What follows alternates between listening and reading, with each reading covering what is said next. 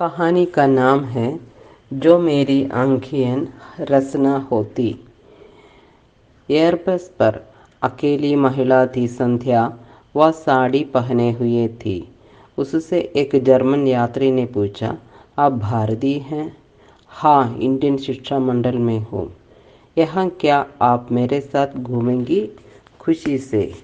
दिल्ली आकर बहन ने सड़कों, होटलों और पहाड़ी के पीछे बसी बस्ती का मुझे इत्मीनान से हवाला दिया था। लगा था मुझे बहन वाकई बेहद खुश है और घर की किचकिच से मुक्त। न वहाँ जीजा की नाराज़गी में कसी मुठियाँ उसे नजर आ रही थी, न बेटी का दुख से मुरझाया चेहरा। स्टेशन छोड़ने गया था किचलू। स्कूटर उसने नया खरीदा था। दोस्त चला रहा था। पीछे हंस बोल रहा था, इंजीनियर किचलू। देख, अभी जीवन खुशी से लबालब है मेरा डोली के साथ। मैं कब तेरी खुशी पर ब्रेक लगा रहा हूँ। फिर तेरे साथ स्कूटर पर बैठते भाई लीलने क्यों लगता है? तो डर को मेरी जेब में रख दे।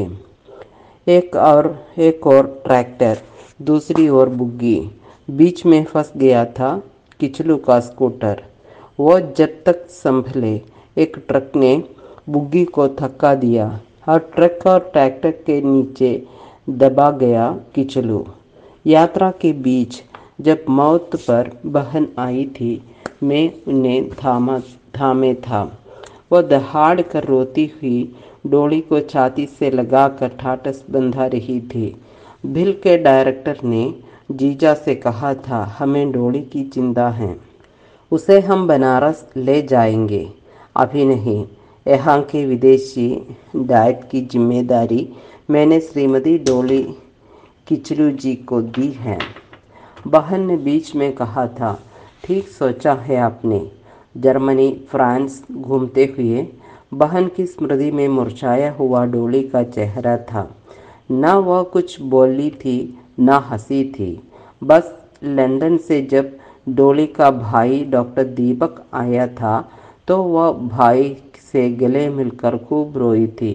दीपक ने कहा था, अभी मम्मी घूम आए, तब तक जूही बेटी भी मेरे साथ लंदन, इटली घूमेगी। जूही ने छोटी छोटी बाहें मामा के कंधे पर डाल दी थी। चले, उसने अपनी तोतली बोली में कहा था।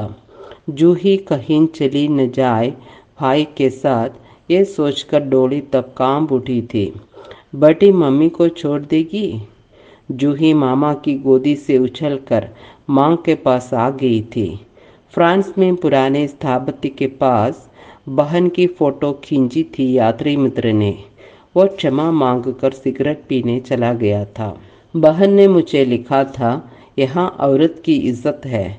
वो मेरे सामने धुआं नहीं फेंक रहा था, तेरे जीजा की तरह। यूं भी तेरे जीजा ने घर को ही धुआं में गर्क कर दिया है, तुझे याद होगा। मैंने याद का वो एल्बम बंद कर दिया। कहीं समुद्र तट पर बहन खड़ी थी साड़ी में, कहीं पहाड़ी पर बैठी थी और कहीं नाच रही थी एक यात्री के साथ बहन। मैंने उसकी भेजी हुई सारी तस्वीरें टेबल पर सजा दी थी। डोली मेरे पास बैठी थी। चाय मामा जी? हम दोनों फीकी हंसी हंस रहे थे। मुझे चाय देकर वह हॉस्पिटल गई थी। सादी साड़ी, सफ़ेद ब्लाउज। मैंने उसकी पीठ थपथपाई थी। रात भर वह कमरे में सास के कहने पर एक एक संदूक खोल कर बैठी थी। आप जो चाहे ले जाए, मेरा बेटा मेरा था, तू क्या देगी? तूने तो मेरा बेटा। मैंने सासू जी का हाथ थामा था। बस अब कुछ न कहे। वह मुंह बनाकर किचलू के बैंक बैलेंस देखने लगी थी। बहन को एयरपोर्ट पर विदा देने में डोली जीजा आए थे।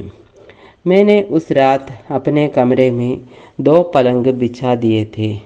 रात भर प्यार करे या प्यार से लड़े, तू इनके पास मुझे क्यों छोड़ रहा है? अब यूरोप में याद आएगी जीजा की, आएगी ना? हंसी थी बहन। नाना के बाद वह घर की पहली महिला थी जो यूरोप की यात्रा कर रही थी। नाना शिक्षा मंडल के अध्यक्ष थे। ये अपने ढंग से मॉन्टेसरी किंडरगार्टन स्कूलों को देखकर सोचती थी, डोली चाहती तो किंडरगार्टन स्कूल चला लेगी।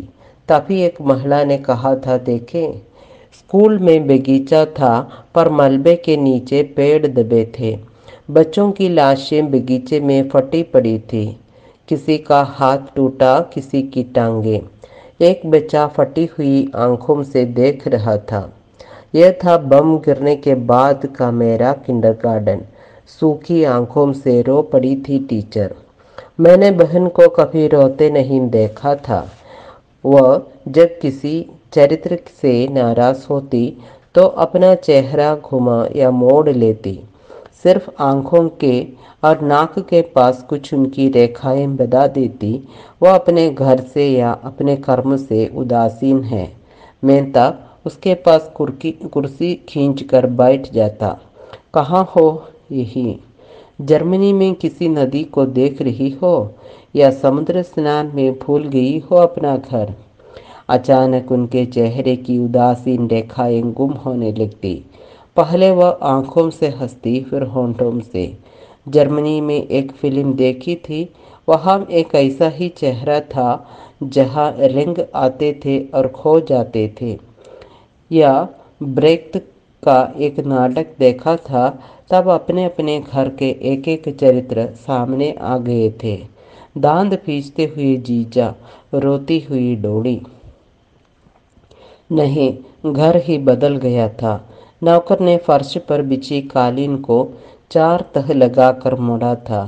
पंखा बंद किया था, तभी मैं अपने में लौट आई थी। फिर डोली का किचलू के साथ चित्र देखा था। किचलू हंस रहा था। वह मुंह फुलाए हुए बैठी थी, ठीक तेरी तरह। मैं कभी मुंह फुलाती हूँ, तूने देखा है? देखा तो है, पर अभी उस प्रसंग को नहीं उठाऊंगा। तब अचानक एक बड़ी लड़की सामने आ गई, थोड़ी नटखट, थोड़ी चुलबुली। मामा जी, लोग कहते हैं आप बहुत अच्छे हैं। लोग तो कहते रहते हैं, तुझे क्या चाहिए? टॉफ़ी।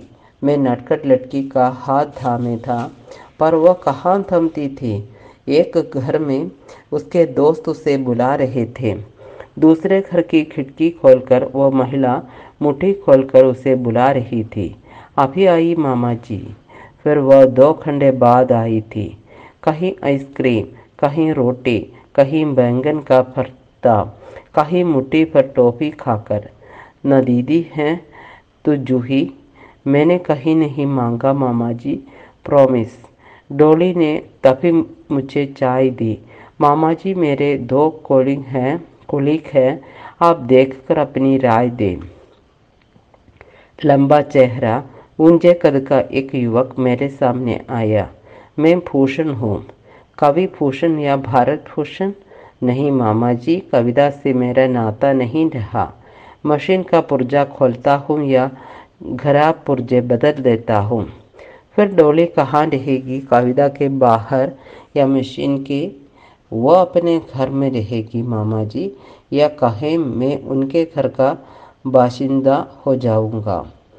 शाम हर की पौड़ी पर घूमे थे हम साथ साथ। जूही ने दोस्ती गांठ ली थी भूषण अंकल से। मैंने डोली की आंखों में देखा था खुशी का एक कतरा। फिर एक दिन शादी के बाद भूषण ने दाखिला कराया था जूही का। फादर के कॉलम में लिखा था पिता। डोली ने नौकरी छोड़ दी थी। वह गोवा के पंजिम शहर में रहने लगी थी। भूषण ने खुली कोयला खदान में नौकरी कर ली थी। बहन ने कहा था, चल मालती से मिल ले, नया घर बसाया है टिठाजी ने। टिठाजी मेरे साथ फ्रांस की सैर कर चुके हैं। आप ही लिखती हैं मालती बहन कहानी। नाना ने उसका पहला कहानी संग्रह छपवाया था। तब मैं गीत लिखती थी, सितार बजाती थी। घर में घुसते ही मुझे लगा हम सालों रहा हूँ। टिंडा जी ने 2 पैक बनाए थे, एक मेरा दूसरा अपने लिए। सुबह ही की यह पहली फेंड थी। मैं ले गया था आलू बुखारा दिल्ली से। ये मेरा प्रिय फल है भैया। मालती बहन ने आलू बुखारा फ्रिज में रख दिया था, फिर एक कॉफ़ी टोस्ट के साथ दी थी। मालती बहन ने कहानी सुनाई थी। चारों ओर भूकंप में मकान धराशायी हो चुके थे। सिर्फ 2 हाथ बंधे हुए थे पत्थर के नीचे। वह प्रेमी और प्रेमिका थे जिसकी मौत के बाद कहानी लिखी गई बहन ने। मैं उस दिन अस्पताल में बड़ी बहन को देख रहा था। आंखें नम थी। उसमें झांक सका था मैं। और डोली बड़बड़ा रही थी अपनी पेंशन उसे दे रही हो जिसने। डोली, वो जैसा भी है तेरा बाप है। फिर जीजा पेंशन लेने लगे थे। बेटा लंदन से आया था बहू के साथ। डोली भूषण उसे गोवा ले गए थे। घर के भीतर से एक और घर की खिड़की खुल रही थी। मैं मालती बहन की कहानी पत्रिका में पढ़ रहा था, तभी वह आई थी। मैंने देखा गोरा दमकता हुआ रंग, बोलती हुई आंखें। मैं लक्ष्मी हूँ, वो मैं देख रहा हूँ।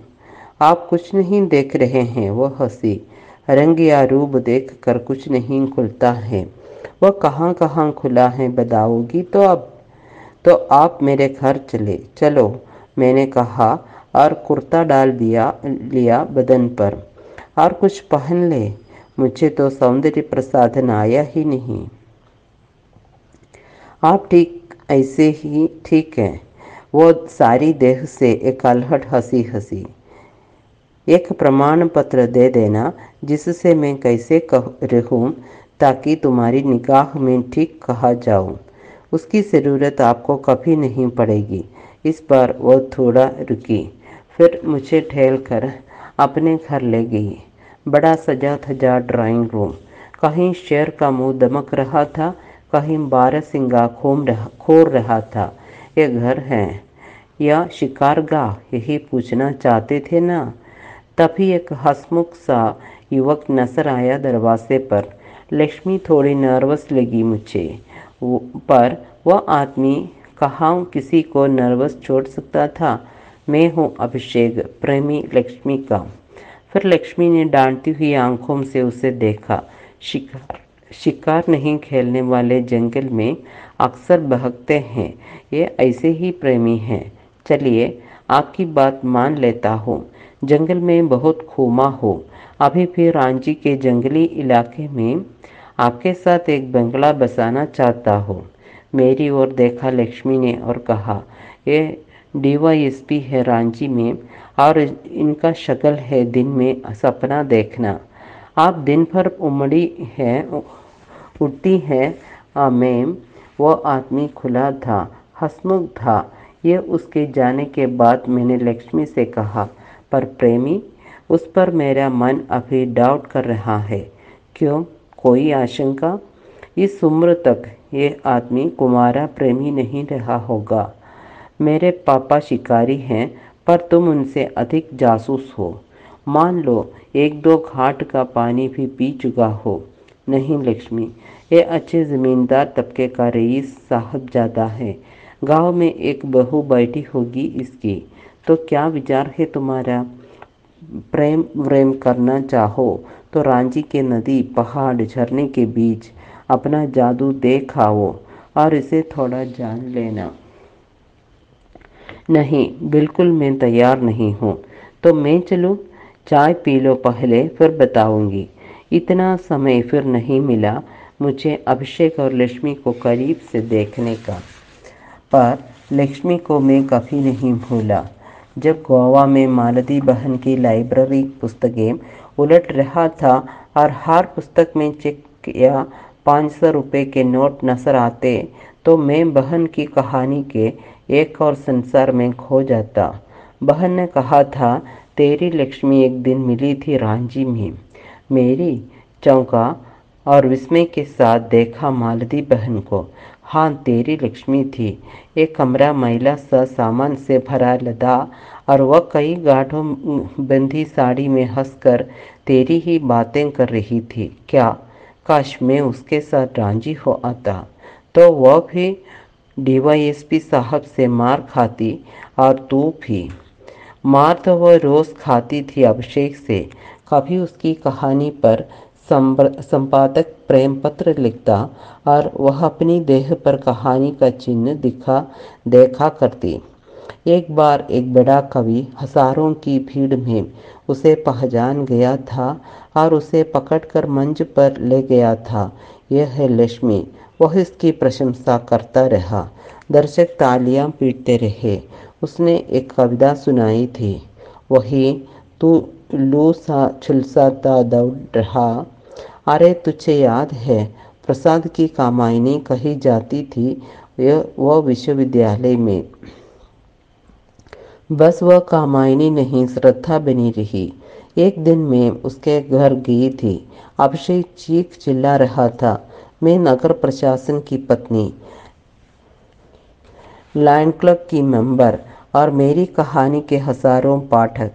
वो सन्न सा देखता रहा मुझे। अपने लक्ष्मी की गद बना ली हो तो? नहीं, बच्चे स्कूल नहीं जा रहे थे तो आप माँ की पीठ रेंग रहे थे, वह भी कोड़े से। चलो चले आप जाने, पर आज शाम सभी बड़े अधिकारी, रईस जादे, आपके आईजी पुलिस मेरे घर आ रहे हैं। आपको भी लक्ष्मी के साथ आना है। ये कहानी कहानी कहाँ है मेरे पास?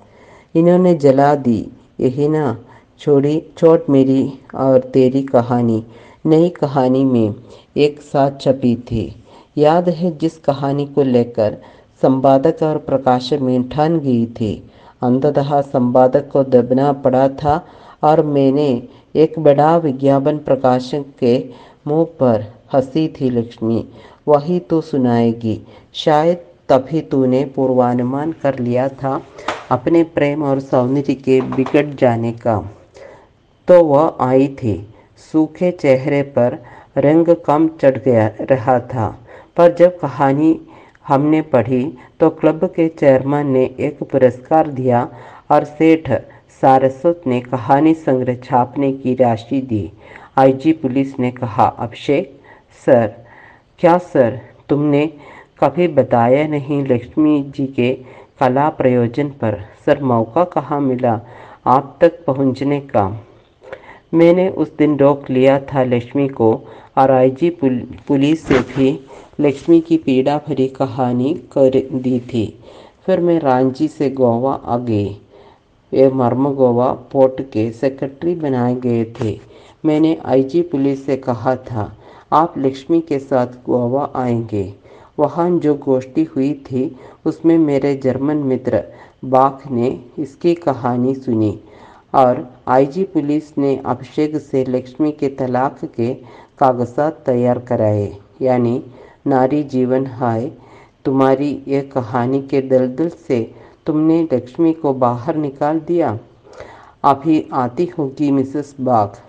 खंडी बिजी आया ने दरवाज़ा खोला। मालती बहन ने कहा, मिस्टर बाग माय ब्रदर। भारी पर चुस्त दुरुस्त शरीर, मस्ती आंखों में, स्वर में संगीत। साथ में लक्ष्मी को मैं देखता रह गया। पैंट जीन की, शर्ट ढीला, बाल कसे हुए, चेहरा हमसे कुछ कह रहा था। तुम थे कहाँ? प्रेमिका की तलाश में भड़क रहा था। सागर नहीं, नदी। दुष्ट। किसी प्रेमिका ने नदी को दुष्ट नहीं कहा है। हाँ, तुम्हारे अनुभव से मैं दुष्ट नदी की खोज जरूर करना चाहूँगा। बाख, यह है मेरी पूर्व कथा के जासूस। हंसे, छत फाड़ हंसी बाख। फिर मालती बहन के साथ फर्श पर नाचने लगे।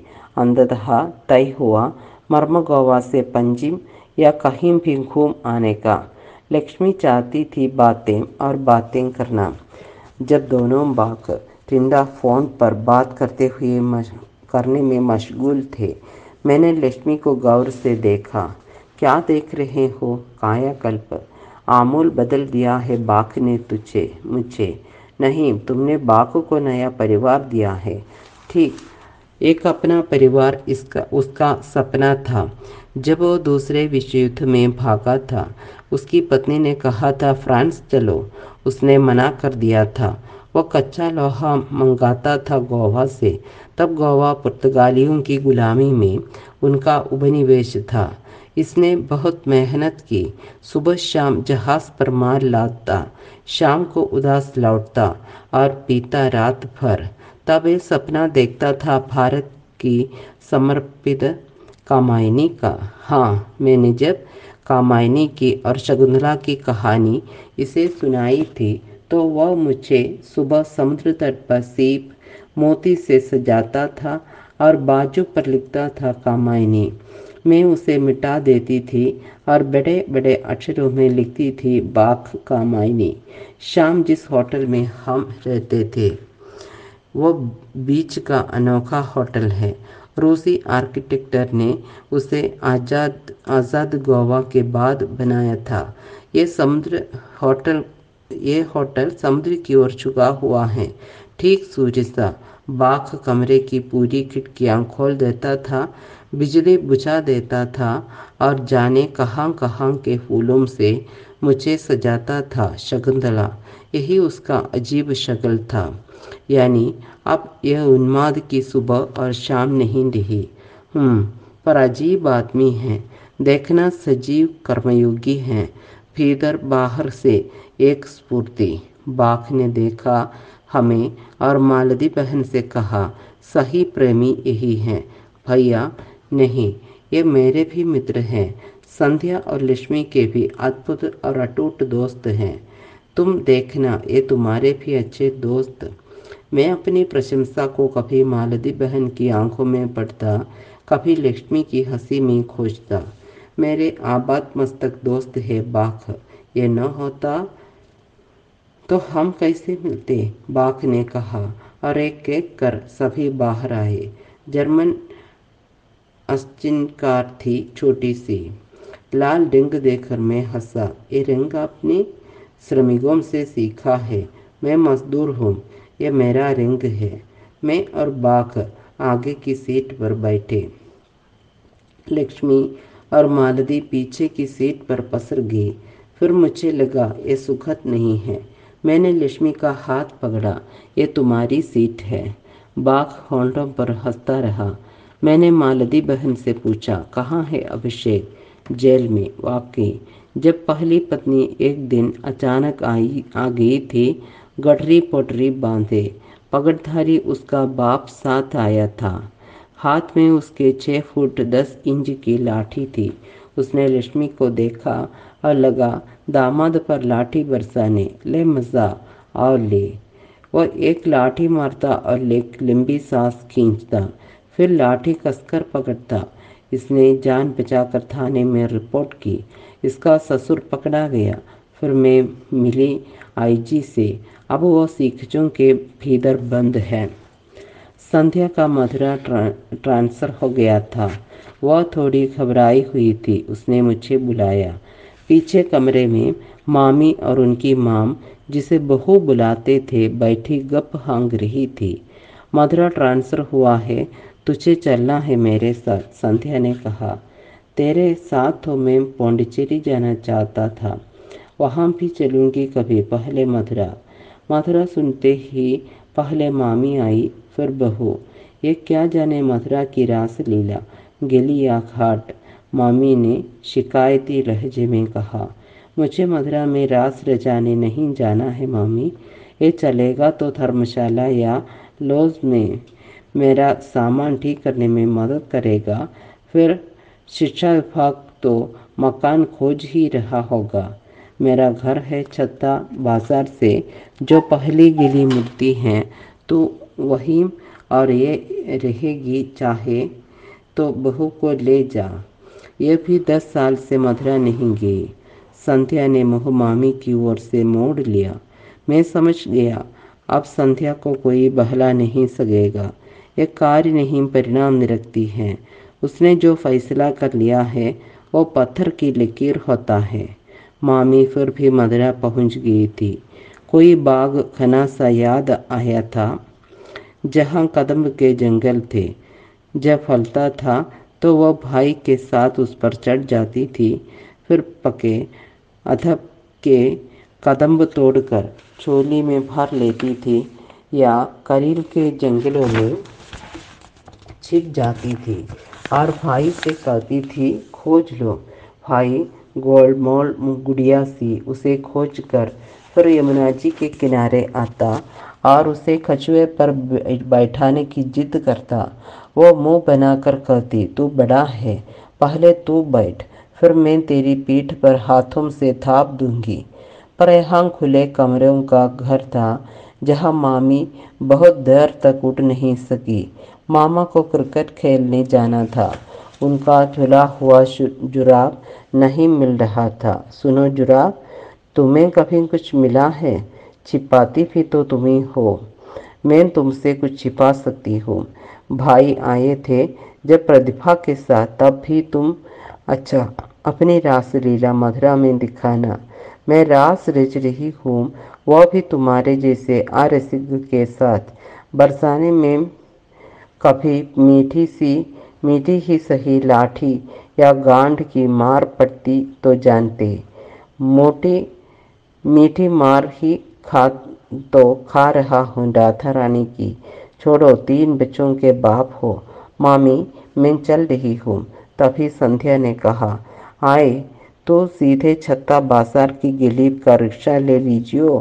स्टेशन से सीधी सड़क है, डैम्पियर पार्क का मोड़, फिर स्कूल और मथुरा म्यूजियम। छत्ता बाजार के बाहर एक गेट है, जैसे दिल्ली में अजमेरी गेट। अब इतना तो याद नहीं रहेगा, पर मुझे पता है प्रतिभा जब यहाँ पढ़ती थी तो एक बार मैं गया था।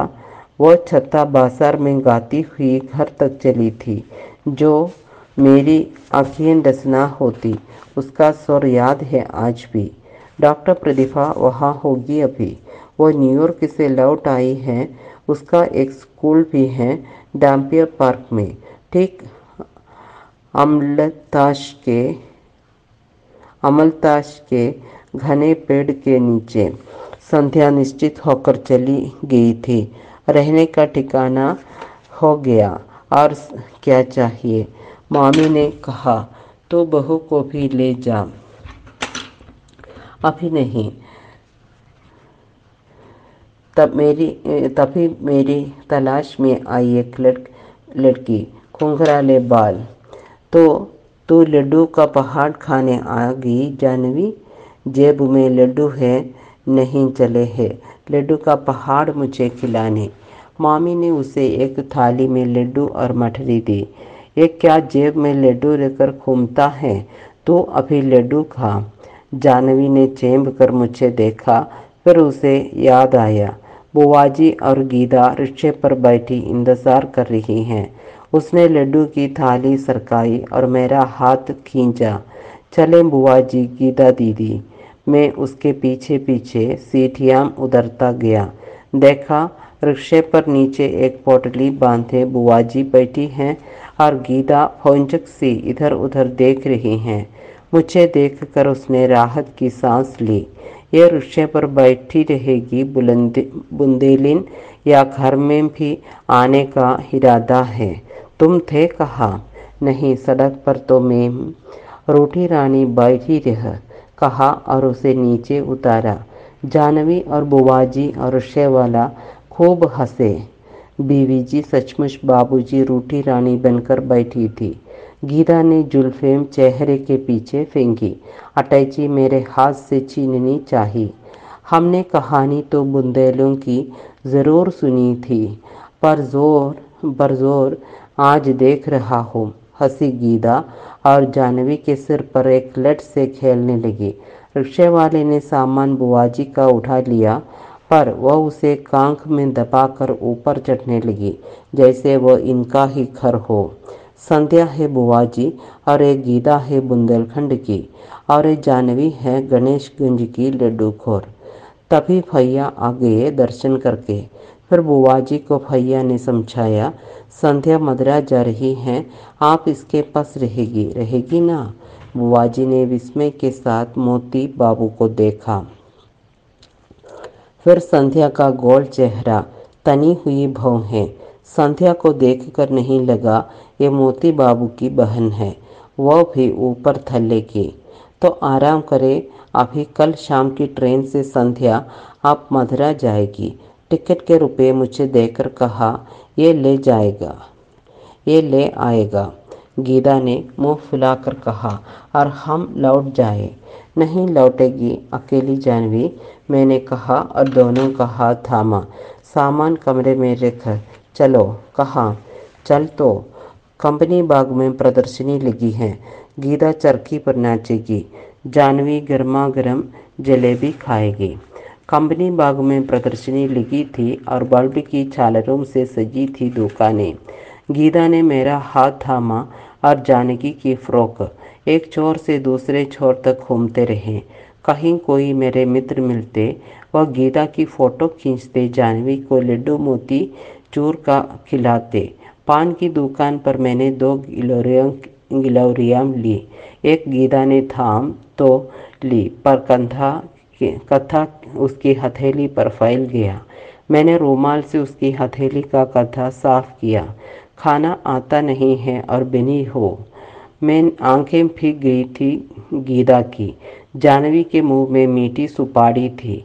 मैंने कहा, रोटी रोनी रानी क्यों बन रही है भला? उसकी आंखों के मोती पहुँचे और हंसे हम। मथुरा जाने के पहले प्रतिभा ऐसे ही एक क्षण में गाती थी, दूसरे क्षण में दरवाज़ा बंद कर लेती थी। कौब भवन में जाती थी प्रतिभा की। चलो मथुरा चलकर उससे पूछ लो, कल मैं बुआजी संध्या बहन जा रहे हैं। दरवाज़ा खुलते ही वह गाती थी, दिन आए रात जाए, यही आना जाना जिंदगी को जिंदगी बनाए। तो तुम वहाँ गाना सुनने जा रहे हो? नहीं, मथुरा में नौकरी करने का इरादा है। कौन तुम्हें नौकरी देगा? चलो देख लेना कौन देता है। प्रतिभा अभी न्यूयॉर्क से आकर लौटी हैं और किंडरगार्टन स्कूल चलाती है अपना, पढ़ाती हैं। नहीं तुम्हारी तरह हंसती हैं बेवजह और बेवजह रोती हैं। घर की खड़ी सीटी है। सीटी चढ़ते हुए जानवी का घुटना छिल गया और खरोंच लगी। भैया ने टिंचर आयोडीन लगाई। गीता ने फूंक कर उसका घाव सुखाया। रात भर गीता पूछती रही, क्या सचमुच तुम मथुरा जा रहे हो? जवाब दिया संध्या बहन ने। इसमें सचमुच क्या है और झूठ मूठ क्या है, तो स्टेशन चलकर देख लीजिए। गीता रूठ कर सो गई। जानवी अपनी चोट पर फूंकती फूंकती सो गई। सुबह मैंने गंगा जाते हुए गीता से कहा, तैरना आता है? हाँ। तो चलो, आधी गंगा पार करनी पड़ेगी। वह तैयार होगी। जानवी सोती रही। हवा में नमी है। एक गली संकरी, दूसरी चौड़ी गली। चलती रही गीता, जैसे एक गुफा से निकलकर ट्रेन दूसरी गुफा में जा रही हो। जब बालाघाट मंदिर की खिड़की से मैंने गीता से कहा, सूरदास आंखों से देखते थे। सूरदास तो जन्म से अंधे थे होंगे, पर वह भीतर की आंखों से देखते थे। ये बालाघाट मंदिर का पाठ है। ये खुली खिड़की है जहाँ गीता लाड से गंगा की लहरों से बतिया रही हैं। काश तुम्हारी बात सही होती, काश मैं गंगा से नहीं तुमसे कह पाती। यही न जो मेरी अखियन रचना होती। मैंने देखा अखियन रचना और होती जैसे शब्दों को गीता होंठों से दबा या खोल रही है। उसने हथेली मेरी ओर बैठा दी थी। काश मैं कह पाती भाई से, पापा से, क्या है भीतर गीता जिसे कह नहीं पा रही हो? थोड़ा साहस जुटाओ और कह दो। जीवन भर दिल में घुटने से अच्छा है एक बार फैसला करके उनको नाराज़ कर लेना। मैं हॉलैंड नहीं जाना चाहती। तो कह दो, मेरा एक मन है, वो नहीं चाहता। वो इंजीनियर है देवदत्त। मामा पापा भाई सभी उस पर फिदा है। जीवन तुम्हें बिताना है उसके साथ, इन लोगों को नहीं। मैं तुम्हारे साथ जीवन। उसने मेरी उंगलियों को एक एक कर चूमा। मैं गंगा के किनारे और ऊपर चंदोवे से तने फैले आसमान को देखता रहा। आंखें जो देख रही थी उसे रचना नहीं कस रही थी। मैंने नाव ली। गीता चुपचाप गंगा की लहरों से खेलती रही, जैसे उसने आंखों की बात कह दी थी। अब कुछ कहना नहीं था उसे। नाव बीच धार में मैंने रोक दी। इधर चुनाव उधर प्रयाग। गीता तुम काशी में हो जहाँ न धारा का बहाव मैं रोक रहा हूँ, न बहाव में तुम्हारे साथ बह रहा हूँ। फिर भी तुम्हारे फैसले में सच्चाई है। अभी उसे बहते हुए मैं महसूस कर रहा हूँ। मेरी आंखों की रचना है और मैं तुम्हारी आंखों को बोलते हुए सुन रहा हूँ। पर बड़ी तल्ख है ये जिंदगी, अभी यही कह सकता हूँ। बहती हुई नाव एक धार को पीछे छोड़ रही थी। जब नाव पुल के नीचे आई तो हम दोनों चौंके। तुम्हें मथुरा जाना है और तुम्हें अकबरपुर लौटना है। नाव घाट पर छोड़कर हम आए। एक बार हमने देखा विशाल घाट पाट को, विशाल आसमान और गंगा थी, मुड़ी हुई गाय का रूप। मेरी हथेलियों से खेलते हुए गीता ने कहा, मैं तुम्हारा इंतज़ार करूंगी। खाट से गली दर गली होते हुए हम मूग रहे। घर में संध्या ने कहा, चलना है ना? हाँ, कपड़ा कुर्ता पाजामा रख लूँगा झोले में। ये तो रिक्शा रुका है, बुआ जी नीचे बैठी हैं। गीता ने मेरे कपड़े सजा कर रखे, मुझे रिक्शे पर बैठा कर झोला मेरे कंधे पर टांग दिया, जैसे हमारी भी यात्रा ऐसे ही शुरू होगी कल। मथुरा स्टेशन पर मैं चकित था जब बहन ने कहा, तुझे सूरदास बहुत पसंद है। तो रात भर गा रहा था जो मेरी आंखें रचना होती। मैं मंद मंद हंसता रहा।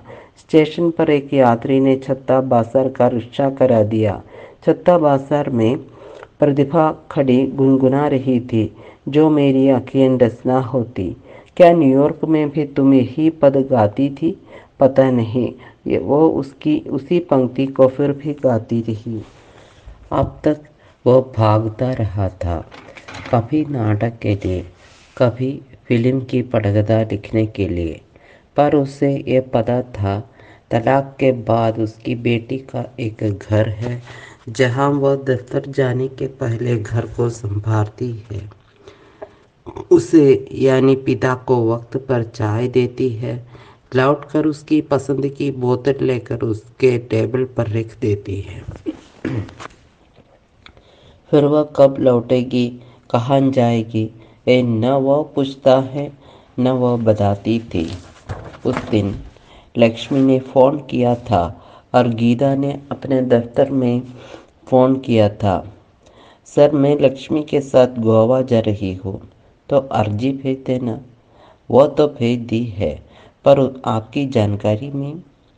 सर, यानी मोहिबत ने टेबल पर पेपरवेट को घुमाया था और महसूस किया था, ये कल की लड़की मुझे चला रही। गीता होती तो ठीक करती।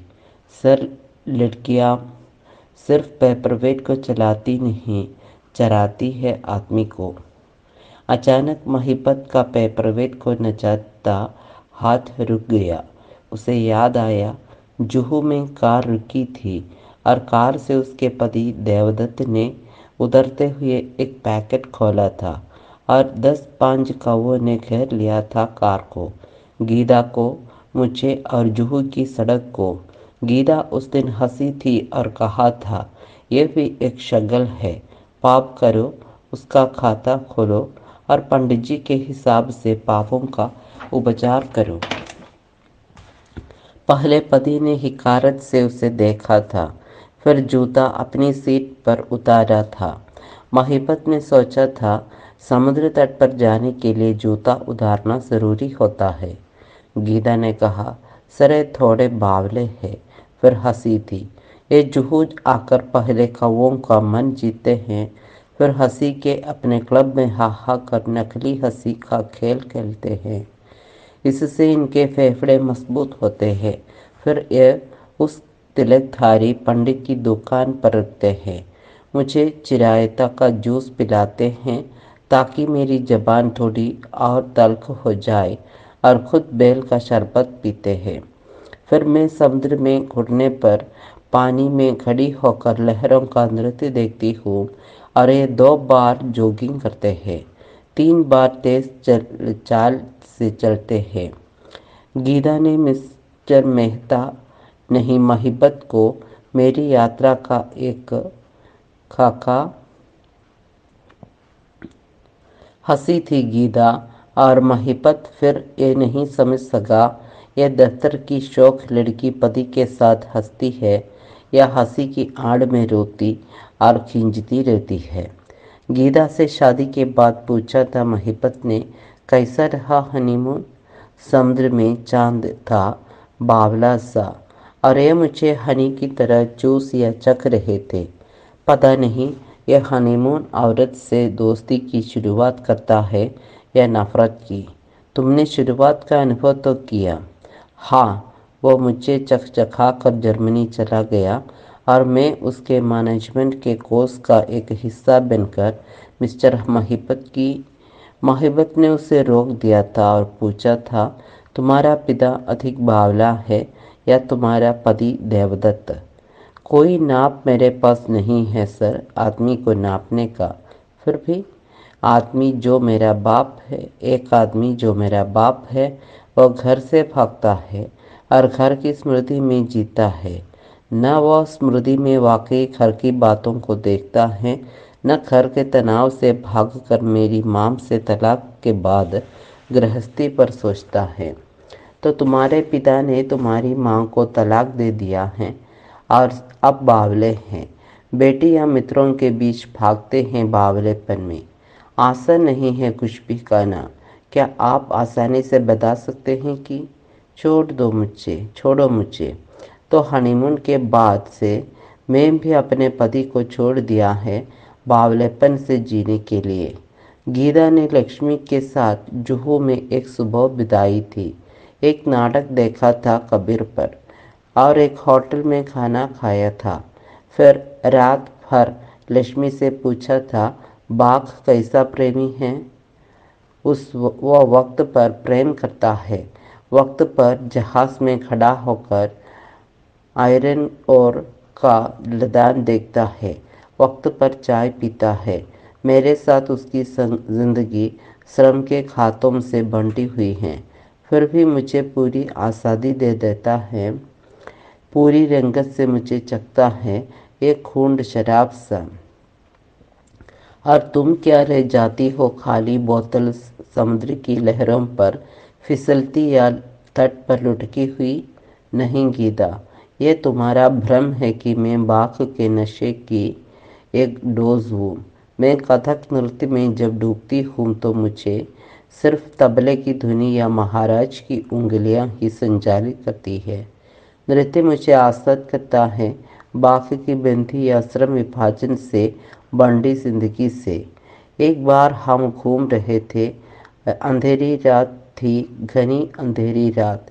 मैं रेत पर घूम रही थी और बाघ ने कार का पहिया खोला था, दूसरा पहिया लगाया था। सिर्फ लाइटर की रोशनी ने मैं बाघ की आंखों में देखा था खुशी का एक खतरा। वो कार चलाता रहा और मैं उसकी खुशी का ग्राफ बनाती रही।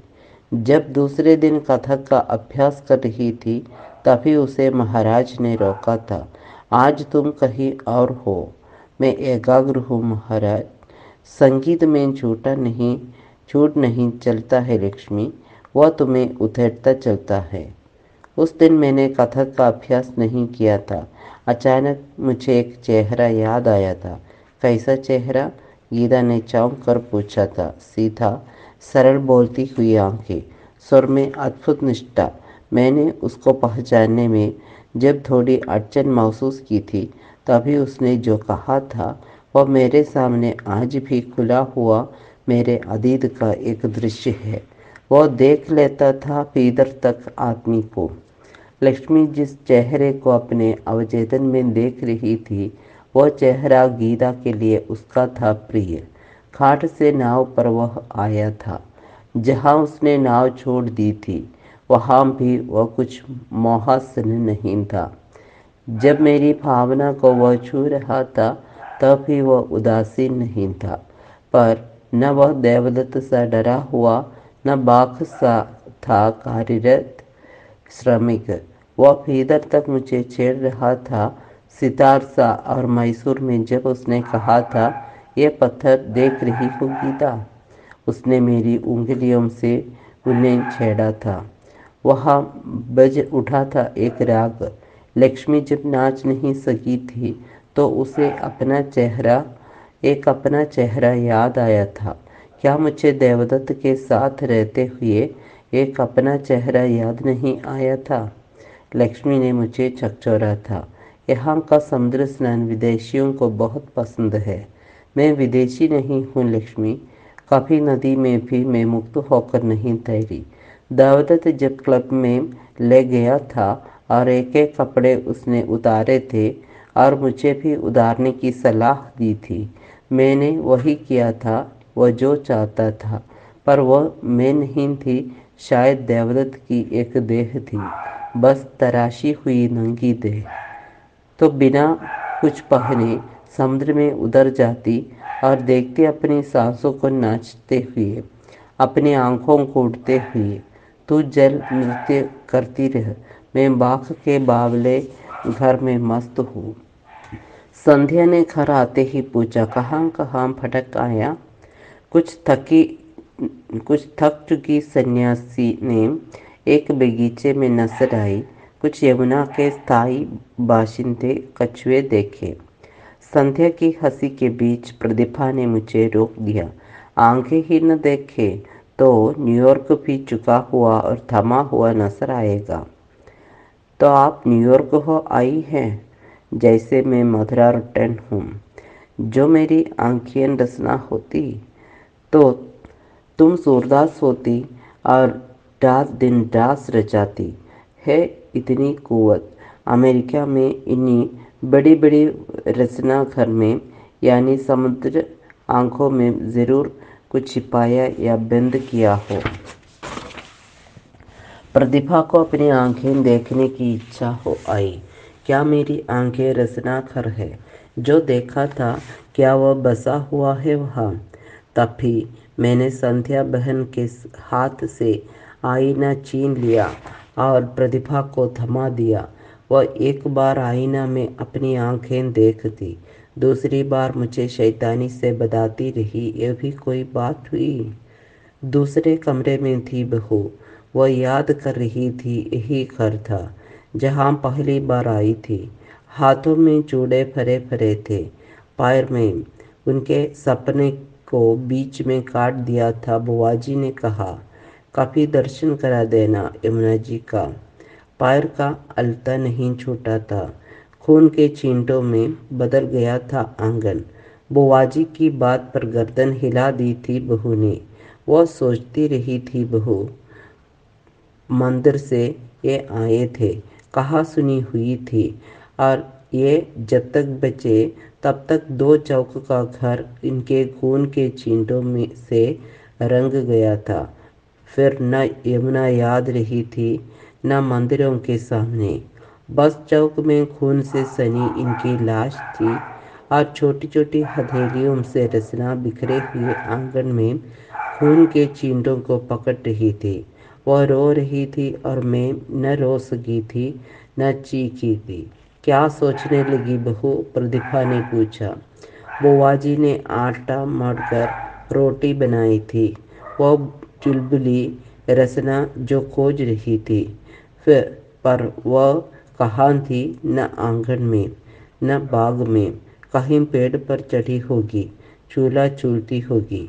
प्रतिभा ने मुझसे कहा, चलो रचना की खोज करते हुए तुम्हें मथुरा का रास रचा दूँ। कहकर मैं हंसा।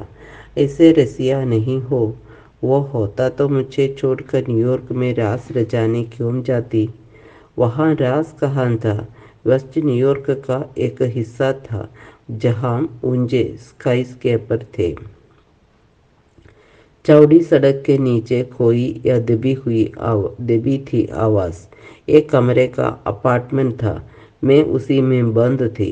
जब खिड़की खोलती तभी गाती ज़रूर थी, जो मेरी आँखें रचना होती। और दिन आए रात जाए यही नहीं गुनगुनाती थी। हाँ, सुबह तस्वीरों के आगे बैठती, आंखें बंद करती। पहले मधुरा आता, फिर माम आती, फिर छत्ता बाजार में लौटकर दौड़ने का मन करता। वहाँ भी मन मारकर जीना सीख रही थी। कह सकते हो सीख लिया था। वह एकांत में रामतीर्थ या विवेकानंद से संवाद करते या शिष्याओं को कर्मपद पद का पाठ पढ़ाते। मुझसे कहता सितार नहीं बजाओगी, यानी सब कुछ यंत्र चालित था। तो वह कहे उठो या बैठ जाओ, दिन आए रात जाए। तुम होते तो सोचती इस पर। तुमने वाकई मुझे याद किया था प्रतिभा, न्यूयॉर्क में। नहीं पता, हाँ, कुछ सोचने का मन जब होता तो यूनिवर्सिटी घाट, अजमेर की दरगाह की बड़ी कटाह और तालाब में तैरते मगर बेतरतीब यादें आती और खो जाती मैं। अजमेर में जब तुम मिली थी तो इतनी चुप्पी या बेजुबान नहीं थी। मैं दरगाह से बाहर रहा था, तुम फकीर से बात कर रही थी। वो मेरा भविष्य पढ़कर कुछ बताना चाहता था। क्या फकीर ने देख लिया था तुम्हारा भविष्य? नहीं, सब फरेब था। ये तो मेरी बात दोहरा रही हो। तब तुम ही बोलते या सोचते थे, मैं सिर्फ हंसती थी। तालाब में जब पंडा मगरमच्छों के बीच तुम्हें और एक एक कर तुम्हारी सहेलियों को नहाने का पुण्य सिखा रहा था, लफंगा था। यह भी मेरी बात थी जिस पर पंडा उखड़ गया था। तुम्हें न्यूयॉर्क में भी ऐसे ही याद करती थी। उस दिन जब 7वीं स्ट्रीट की ऊंची दुकानों से नीचे आई थी, एक गोली चली थी और एक काला युवक वहीं ठहर हो गया था। मैं चीख भी नहीं सकी थी। संदीप ने मेरी आंखों पर हथेली रख दी थी। दोनों प्रेमी थे। हाँ, साथ पढ़ते थे। शादी रचाई थी कोर्ट में, पर गोरी नस्ल ने काली सभ्यता की खुशी छीन ली थी, उन्हें सदा के लिए धराशायी। तुमने संदीप से बात नहीं की थी। आंखें ढक लेने से काली सभ्यता का शोषण तो बंद नहीं हो जाता है। मैं डर गई थी और उस दिन से अजमेर या मथुरा की रट लगाने लगी थी। संदीप ने कहा था आधुनिक सभ्यता में प्रवेश करना था, वह तुमने कर लिया। तुम्हारे हाथ में उससे लौटना नहीं है। तो न्यूयॉर्क में तुम जीवित नहीं थी, बस एक मूग आधुनिक सभ्यता की जट भारतीय नारी थी। आज तुमसे बात करते हुए एक भारतीय नारी का चित्र बना रही हूँ। काश मेरी आंखें रचना होती। तो तुम संदीप से बहस करती, उसके संयम मर्यादा को उधेड़ती। हाँ, आज रचना को खोजते हुए मुझे ये बात यानी अपनी कमजोरी नजर आ रही है। रचना मिल गई थी एक मंदिर की सीढ़ी पर। एक हाथ में उसके था पेड़ा, दूसरे हाथ में फूल था। आप? एक जासूस निगाह से रचना ने पूछा। एक रसिया। इस पर पहले प्रतिभा हंसी, फिर रचना भौहों से गालों तक हंसी का फुहारा छोड़ती रही।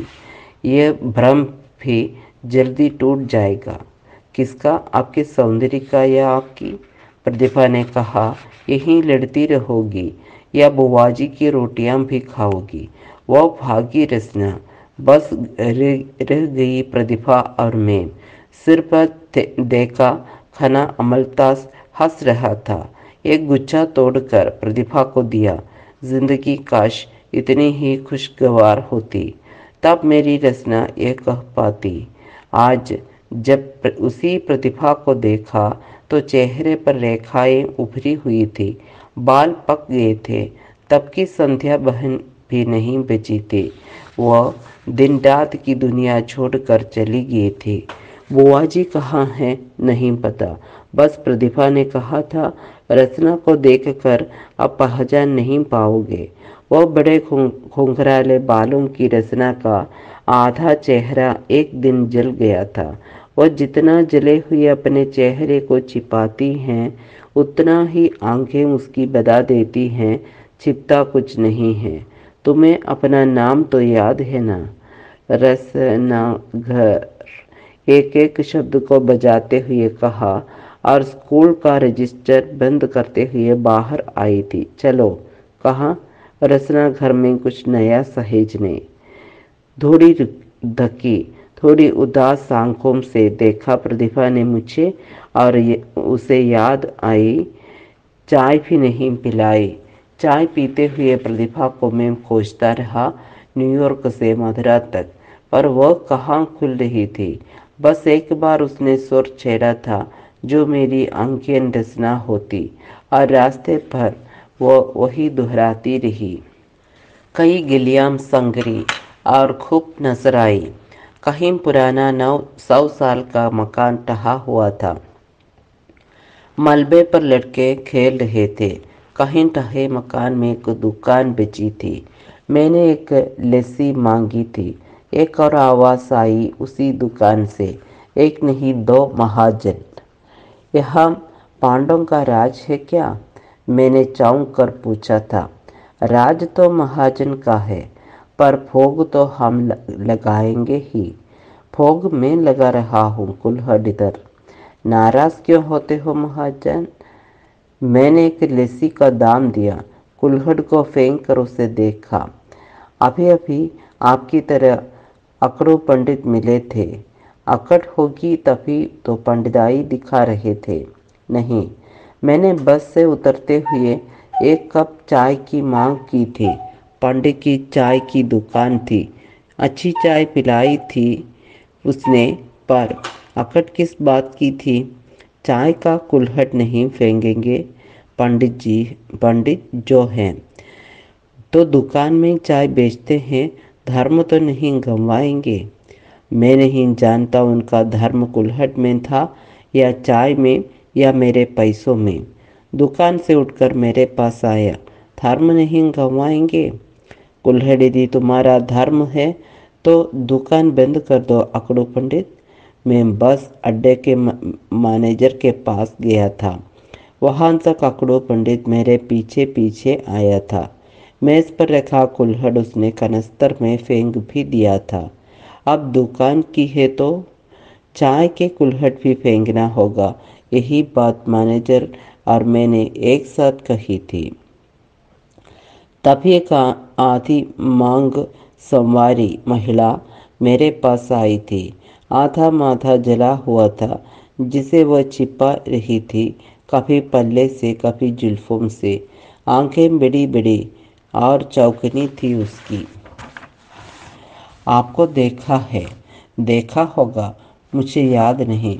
मथुरा सालों बाद आया हूँ। पुरानी बस्तियाँ टह गई हैं। नई कोठियों के मालिक इनकी तरह अकड़ू पंडित नजर आते हैं। उसने चाय की एक मेज के पीछे बैठे पंडित को देखा। फट्टी पर कोतली चढ़ी थी और अकड़ू पंडित धर्म के डूबने पर आंख बचा रहे थे। आपको कहाँ जाना है?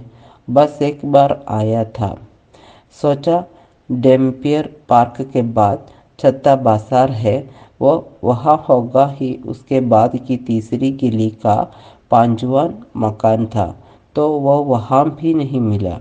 वहाँ में एक पंडा जरूर अकड़ रहा था। एक लस्सी मंगाए महाजन। अपनी आधी संवरी मांग को एक बार संवार कर वह हंसी। मैं रसना हूँ, चले कोई तो रसिया बचा है ब्रजभूमि में। वह आगे चल रही थी, मैं पीछे। उसकी चाल से गति मिलाते हुए एक मोड़ से दूसरे मोड़ को बिना देखे आगे बढ़ रहा था। यहाँ प्रतिभा नहीं होगी। हाँ, मेरी माँ बहू हैं। आप भी उन्हें बहू नाम से जानते हैं, है ना? मैंने देखा खस्ता मकान की 3 दीवार ढह चली है। एक हिस्से में आंगन था जहाँ गैस के सिलेंडर बेतरतीब रखे थे। वहीं एक कुर्सी मेज भी पड़ी थी। उसके पास कोठरी में रचना गई। आए, उसने सूट बदल लिया था। थोड़ी घबराहट कम हुई थी उसकी। फिर भी मैं रचना को देख नहीं रहा था। कोठरी में कतरों में जमा हुआ अंधेरा था। उसने खिड़की खोल दी। खिड़की के बाहर मलबे का ढेर था, पर उजाला खिड़की खोलते ही कोठरी में भर गया था। एक खटोले पर पड़ी थी बहू, एक सिमटी सिकुड़ी काया। यह बहू मेरी माँ आप। मैंने कर्मयोग का एक वाक्य भी इधर रख दिया। The old man must die. बहू वाकई बूढ़ी और थकी हुई लगी थी। रचना को मैंने देखा, वह गिलास धोकर बहू को दवा दे रही थी। बहू देह के रहते हुए विदेह थी। यह 100 साल पुराना मकान भी जितना कर रहा है, वहाँ देह धरे का कोई गुण धर्म नहीं था। बस एक और प्रवृत्ति है, दूसरी ओर निवृत्ति। क्या बहू वाकई विदेह है? तभी धम्म सी एक आवाज़ हुई। मैंने चौंक कर देखा। जीन और टॉप पहने एक सी कसी बंधी युवती मेरे सामने खड़ी हैं। बैग उसने नीचे थम्म से रखा, इधर उधर देखा। पानी गर्म करना मासी। बहू ने उसकी आवाज़ पहचानी। नूतन है ना? हाँ, एक इंजेक्शन लगाऊंगी बहू। अब देह को क्यों गोद गाद रही हैं? तो यमुना में छोड़ दे इन हम मरीजों को। नहीं बेटे। गर्म पानी रचना ने कटोरी में रखा। नूतन ने इंजेक्शन दिया और कहा, मैं प्रतिभा दीदी के घर में आराम करूंगी। 3 बजे आऊंगी। दिल्ली की ट्रेन ठीक 5 बजे खुलती है। यह भी प्रतिभा का घर खोज रहे थे। प्रतिभा का घर या अपना अतीत, रास्ते में तहकीकात कर लेना। चले प्रतिभा दीदी के। आप भी दीवाने यानी रोमियो होंगे। उसकी हंसी मलबे के बीच फैल गई। मैंने गौर से देखा नूतन को। वाकई आप नूतन हैं। कोई शक था क्या? स्कूटर उसने स्टार्ट किया। मुझे देखा, बैठे और कमर से मुझे थाम ले। गिर गए तो मधुरा में फद उठ जाएगी और नारी का भोला सा रोमांस या जादुई यथार्थ ठह जाएगा। मैंने पीछे की सीट पर खुद को जमाया, नूतन की हिप्स को देखा और कमर पर अपनी हथेली रख दी। दीदी के साथ कभी घूमे हैं इसे? पूछना दीदी से। आपको बताने में क्या कुछ कुछ हो रहा है? छोड़े आप। क्या अनामजी हैं आप? बेनाम, बेकार और बोहेमियन। यह भी नारी देह को मंदिर कहने वालों का एक गुप्त एजेंट या रोमांस है। क्यों है ना? डॉक्टर हूँ, सुबह से चीरा लगाती हूँ। वह न रोमांस नजर आता है, न जादुई यथार्थ। स्कूटर गुलमोहर के पेड़ के नीचे रोका। नूतन ने और मुझे देखा। पुरानी स्मृतियाँ मोहक होती हैं, है ना? प्रतिभा से पूछना। उसकी जबान तो आप लोग हैं। जो बचा खुचाता, उसे भी वो स्कूल और पत्थरों और तस्वीरों के देवताओं के हाथ सौंप चुकी है। प्रतिभा ने ताली दाई को दी। मुझे देखा और नूतन से पूछा, कहाँ मिल गए थे? कहीं पंडा से लड़ रहे थे, कहीं तुम्हें खोज रहे थे ढहे हुए मकानों के बीच। अब बकौल इनके बेनाम, बेघर और बोहेमियन जी हैं। संभालो, मैं चली सोने। सुन तो, चाय पीती जा नूतन। नूतन ने स्कूटर स्टार्टर में किक लगाया। एक हथेली हवा में लहराई और देखते देखते वो चली गई। मैंने महसूस किया, मधुरा का ये उत्तरकांड है या उत्तर आधुनिक काल। क्या सोचने लगे, ये नूतन वाकई बड़ी जानदार, तार्किक और हुनरमंद डॉक्टर हैं। तुम्हें जो नहीं था, वह सब इस नूतन ने अर्जित किया है। बस हमारा खुटा खुटा रोमांस उसके बेदरो दीवार के घर में नहीं आया होगा। चाय यहाँ पीओगे या रेस्तरां में? जहाँ चाहो चलो। अस्पताल का एक कमरा, जहाँ एक बेड में पड़ी थी बहू। कभी डॉक्टर नूतन आकर देख जाते, कभी उसके साथ ही डॉक्टरों का ग्रुप आकर बता जाता, मादाजी घबराए नहीं हैं, हम हैं ना। रचना को होम मिनिस्ट्री के अपने नए पद पर आज ही कार्य शुरू करना था। उसका अभिषेक साहब है। 2 बार उसने गृह मंत्रालय की फाइल में नोट जड़ दिया था, नारी या महिला नहीं चाहिए। उसके न चाहने पर भी रचना ने अपना तबादला लखनऊ से दिल्ली करा लिया था।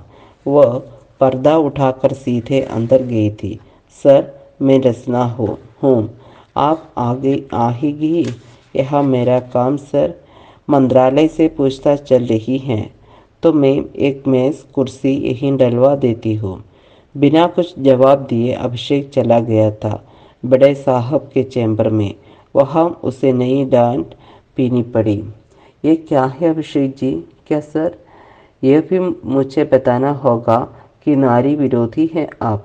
आपकी हट से सरकार की कितनी बदनामी हो रही है। पार्लियामेंट के नारी फोरम ने लिखित प्रश्न पूछा है, आपका नाम दर्ज है वहाँ। रचना जी की जीत पर मंत्री जी ने उन्हें बधाई दी है। ये देख ले। अभिषेक ने कागज देखा और उसे पढ़ते हुए सीबीआई के नए डायरेक्टर का ऑर्डर ओके किया।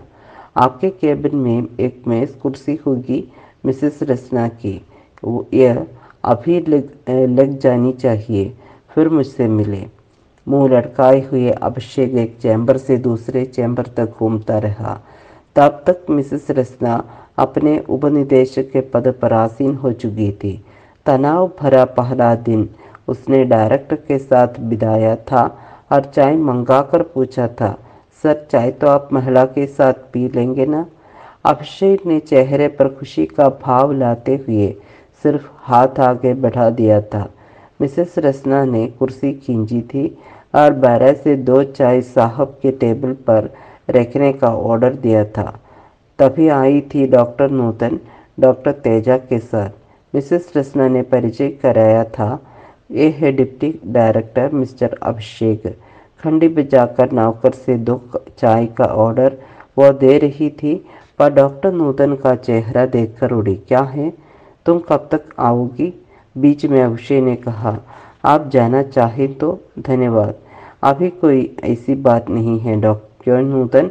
डॉक्टर तेज, आप शाम 6 बजे आ जाए, तभी विस्तार से बात करूंगा, डॉक्टर तेज ने कहा और डॉक्टर नूतन के साथ वह चला गया। मेरी माँ अस्पताल में है, खोई हुई आवाज़ में मिसेस रचना ने कहा। वह उठकर डायरेक्टर के चैम्बर में गई। वहाँ कोई गंभीर चर्चा चल रही थी, कुछ घोटाले या गिरफ्तारी या बेजमानती वारंट की।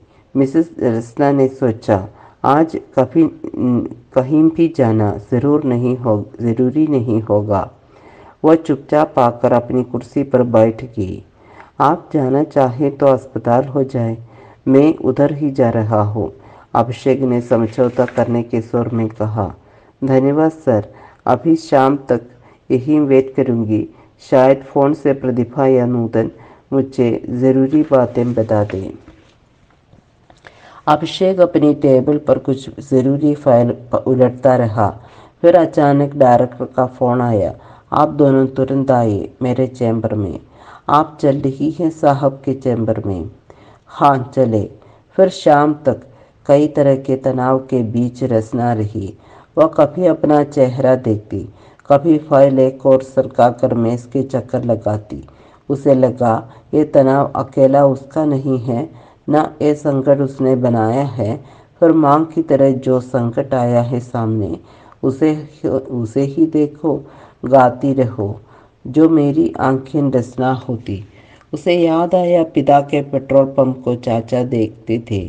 पिता सेना में डॉक्टर थे, उन्हें चिंता थी रचना क्या बनेगी।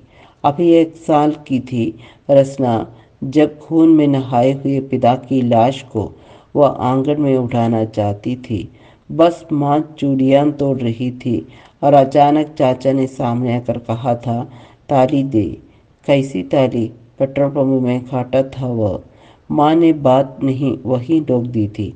दुकान पर बैठे नौकर को साथ लिया और पेट्रोल पंप पर अपना ताला लगाकर थाने लगी थी गई थी। थाने में बयान दिया था। हाँ, मेरे सामने गोली मारी। उनकी लाश खून से सनी वहीं पड़ी है। अचानक रसना को याद आया माँ का विजयी चेहरा।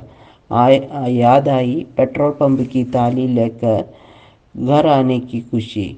चाचा लंबी सजा काट कर जब आए थे तब तक वह पढ़कर वहाँ आ गई थी। क्या सोच रही है मिसेस रसना?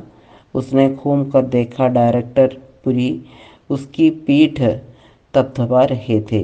अभी मॉम के पास जाओ। नहीं, मिस्टर अभिषेक और मिस्टर यादव को बुलाए सर। मैं एफआईआर दर्ज करूंगी। अभी डिपार्टमेंटल इंक्वायरी होगी मिसेस रसना। वह होती रहे सर। तो मैं भी चलूँगा। मुझे आशंका है अभिषेक ने रंगे हाथ तुम्हें चोर बनाकर अपनी हार का बदला लिया है। लिफाफा वहीं खोला जाएगा। ठीक है सर। मैं जब पैदा हुई थी तो मेरे पिता को चाचा ने गोली मारी थी। आज माँ कफन लपेटे पड़ी हैं और मुझे चोरी करते पकड़ाना चाहते हैं मिस्टर अभिषेक। शांत रहो, मैं हूँ तुम्हारे साथ मिसेस रसना। तभी आए पुलिस अधिकारी। डायरेक्टर ने उन्हें अपने चैम्बर में बुलाया। मिस्टर यादव और मिस्टर अभिषेक उनके साथ थे। काफ़ी बहस मुबाहसा हुआ। रिपोर्ट दर्ज की और मिस्टर यादव को इंस्पेक्टर थाने ले गए। मिस्टर अभिषेक को डायरेक्टर ने अपने चैम्बर में रोक लिया। मिसेस रसना, आप अब जाएं अस्पताल। रसना ने सिर पर साड़ी का पल्ला थोड़ा घुमाया और आधी मांग को उससे कस लिया। तो मैं चलूं? हाँ, कल वक्त पर आना। जी। थोड़ी खींच के साथ उसने अपने टेबल को देखा जहाँ ड्रा में एक लिफाफा रखा था। मिस्टर यादव ने चारों ओर थके खींचे रोगी गलियारे में बैठे थे। डॉक्टर तेजा अपने डेंटल रूम में एक रोगी के दांत के साथ युद्ध कर रहा था। दाढ़ का दांत था। एक टुकड़ा टूट भी गया था पर मरीज का मुंह खून से भर गया था। डॉक्टर तेजा ने रोगी को थूकने के लिए बर्तन दिखाया था। टूटा हुआ आधा दांत वह अभी फेंक भी नहीं सका था। तभी आए थे नाटक का दौर गठे बदन का डॉक्टर ओछा। डॉक्टर तेजा एक बार चौंका था, फिर मरीज से कहा था इंजेक्शन लगेगा, आप बैठ जाए। डॉक्टर ओछा ने मरीज को कुर्सी पर बैठाया। दाढ़ का वो हिस्सा देखा जहां जड़ अभी वहीं अटकी हुई थी। मसूड़े को चीरा डॉक्टर ने। दाढ़ निकाल कर डॉक्टर तेजा को दी। सीखने से सब कठिनाई हल हो सकती हैं। जी सर, डॉक्टर तेजा ने कहा। बिना सीखे भी कोई अच्छा ब्रेन सर्जन बन सकता है। डॉक्टर नूतन ने डॉक्टर मनचंदा की चर्चा छेड़ दी। अभी तक अखबारों और टीवी में डॉक्टर मनचंदा की खबर फैली हुई थी। वह राष्ट्रपति के डॉक्टर है डॉक्टर नूतन। इसलिए डॉक्टर तिवारी ने आज अपना इस्तीफा दे दिया है। डॉक्टर तिवारी के लिए वो मरीज अफगानिस्तान से आया था। मेरे सामने उसने कहा था, डॉक्टर तिवारी, आपके हाथों मेरा बेटा मर भी जाएगा तो मुझे गम नहीं होगा। और डॉक्टर तिवारी का पहला ब्रेन ऑपरेशन था, वह भी दिल्ली के इसी अस्पताल में। डॉक्टर नूतन ने अफसोस के साथ कहा। आप डॉक्टर मनचंदा करें ब्रेन सर्जरी, डॉक्टर ओछा ने कहा। तभी मिसेस रसना का थका हुआ चेहरा देखा डॉक्टर नूतन ने। कब आई? अभी। माँ कहाँ है? उन्हें घर ले गई हूँ, सुंदर बाग। क्यों, कोई खास वजह? यहाँ नई मशीन आई थी, वो स्टोर में बंद है। डॉक्टर मनचंदा पर गबन का चार्ज है। बिना उस मशीन के बहू को यहाँ रोकना बेकार था। वहाँ मैं हूँ ना, फिर एक नर्स रखी है सारे दिन की। बात करते हुए नूतन ने स्कूटर स्टार्ट किया। फिर रचना से कहा, पीछे बैठ सकोगी। स्कूटर स्टार्ट होते ही रचना फिर खो गई। गोवा का नक्शा देख रहा था। उसका एक चोर कर्नाटक से लगा है। रेडी वहीं से दीव आया था। तब दीव में चारों ओर पहाड़ी मैदान था। इक्के दुक्के आम, खजूर, नारियल, अमरूद के पेड़ थे। हाँ, घना जंगल था सिर्फ अखरोट और बादाम का। अखरोट जब फलता तो उसमें दो फल होते हैं। रडी को अपनी पिछली जिंदगी की तरह वह आकर्षित करता। कर्नाटक में भी जंगल घना और गहराई तक फैला था। रडी वहीं से भागकर गोवा आया था। रडी भागकर जंगल से गोवा आया नहीं था। उसे लखन ने थी में पास बैठा कर ढांढस बंधाया था। लखन कच्चे लोहे की खुली खान में उसे रोज की दर पर नौकरी लगा देगा। तब खुद लखन 100 रुपये जमा करने का सपना देखता था दीव में। ऑलरेडी डिमोलिंग की बस्ती बनने के साथ एक दुकान खोलने का सपना देखने लगा था। कल जब मैं कार से कच्चे लोहे की खदान को देख रहा था तब रेडी की दुकान में काफ़ी भीड़ थी। बस अड्डा कब बसा, ये कब हम बाजार बना, कब रेडी ने लखन से रुपये उधार कर कॉफ़ी, इडली, डोसा की दुकान खोली, मेरे पूछने पर वह यही बताता रहा। ईएमपीओ एम्पायर बन रहा है। ईएमपीओ के मिस्टर सारस्वत भी अमृतसर से घूमने आए थे। जापान के मिस्टर तोजो उसके साथ थे। तोजो जापान से आयरन खरीदने आता था गोवा और इसी होटल डी में रहता था जहाँ मिस्टर सारस्वत को तोजो समझा रहा था। 1 रुपया लीज पर तुम्हें ज़मीन मिल जाएगी गोवा में। 1 रुपया लीज सुनकर तब हंसा मिस्टर सारस्वत। सरकारी अधिकारी थे मिस्टर डिंडा, मिलाया थे उनसे। वह हक्का बक्का हुआ था। दोनों एक दूसरे को देख रहे थे। कार जब खुली, खदान के मोड़ से ऊपर चढ़ी थी, तभी लखन ने मुझे बताया था।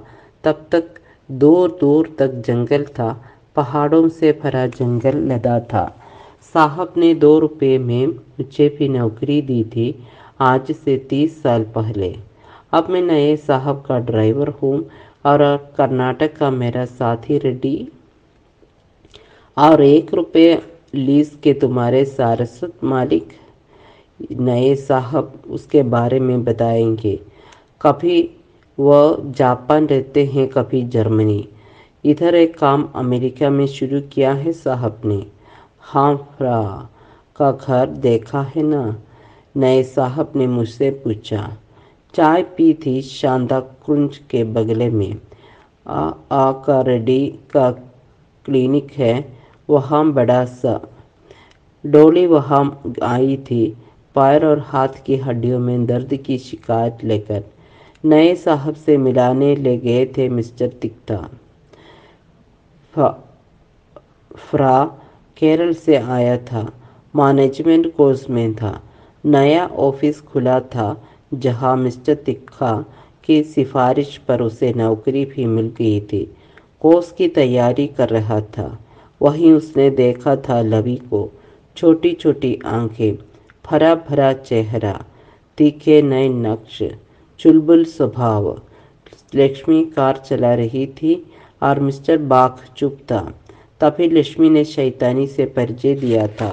यह है ऊपर से नीचे एक लवी। यह है सीधे पर गंभीर केरलाइट फ्रा। फ्रा का सांवला रंग थोड़ा खिल उठा था। उसके गोले चेहरे में थोड़ी चमक आ गई थी। लक्ष्मी ने तभी कार पार्क की थी और लवी से पूछा था, समुद्र में जाओगे या फेरी पर डोनीपोल में सैर करोगे?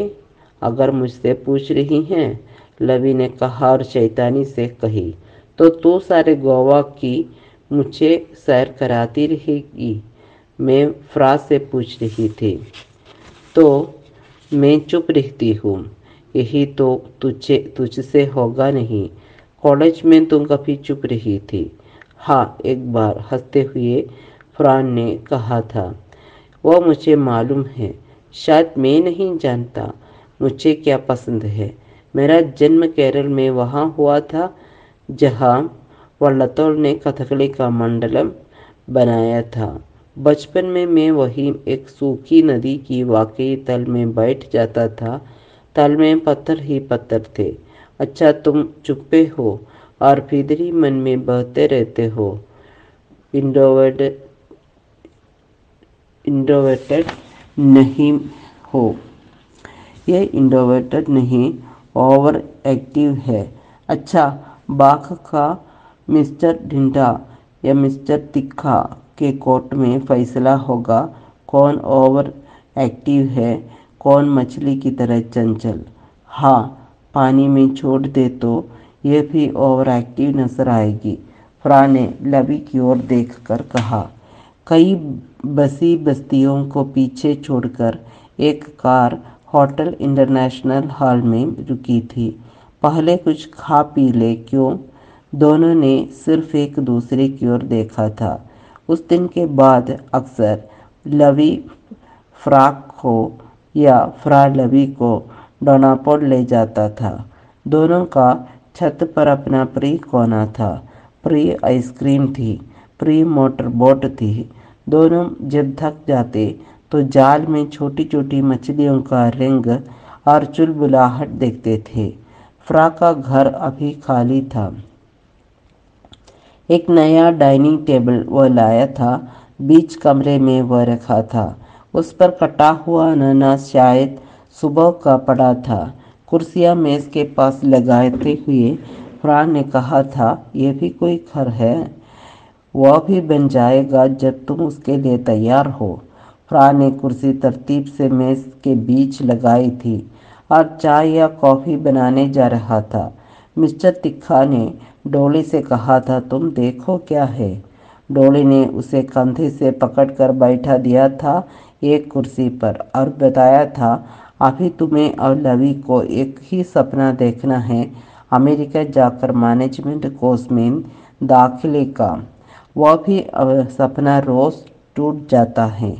जो सपना टूटता है वह नए सपनों को जन्म भी देता है। तुम्हें मुंबई जाना है। वहाँ गया था। वो वीज़ा तभी देंगे जब लाखों रुपए का अकाउंट मेरे नाम हो। मेरे नहीं, हमारे लवी और फ्रा के खाते। हंसी डोली। उसे लगा कभी कभी अपनी हंसी भी बोझल और बेईमानी लगती है। तभी मैं लखन से बातें करते हुए ऊपर आया था। फ्रा का घर तब हंसी से भरा भरा था।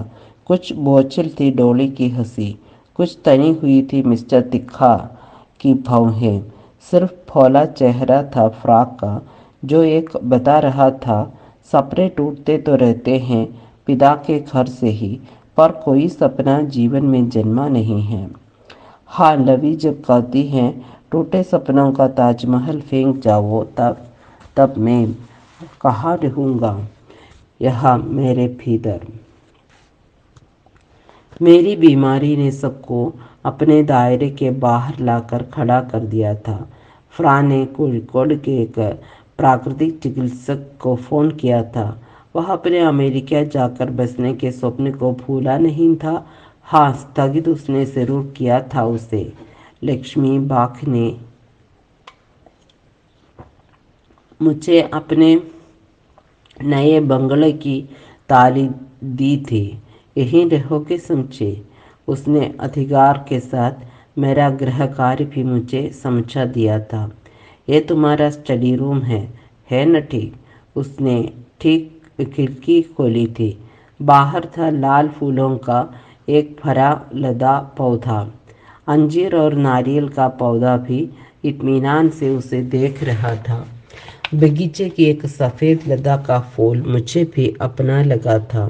ठीक है, यहाँ बैठकर आखिरी यात्रा या आंखों देखा आज का आख्यान लिख सकता हूँ। लक्ष्मी ने मेरी बात पर खुशी जाहिर की थी। मेरे होंठों पर अपनी हथेली रख दी थी। उसकी हथेली में कंपन था। उसने प्रतिभा को फ़ोन किया था। गीता से बात की थी ईमेल से। मुझे फ्रा ने बताया था सिटी बैंक और दूसरे बैंकों ने लोन देने का वादा किया था। मैंने उसकी एक शर्त पर सोचा भी था, अपना खुला घर उसके 5 कमरे हैं। बगीचे में मुंह खोले पेड़ हैं, जामुन, अमरूद, नींबू, संतरे के। उनका अनुभव भी मेरे बाद कौन करेगा? उसे बेचकर फ्रा को अमेरिका भेज दूंगा। फ्रा ने वीज़ा की एक-एक बातें विस्तार से मुझे बताई थी।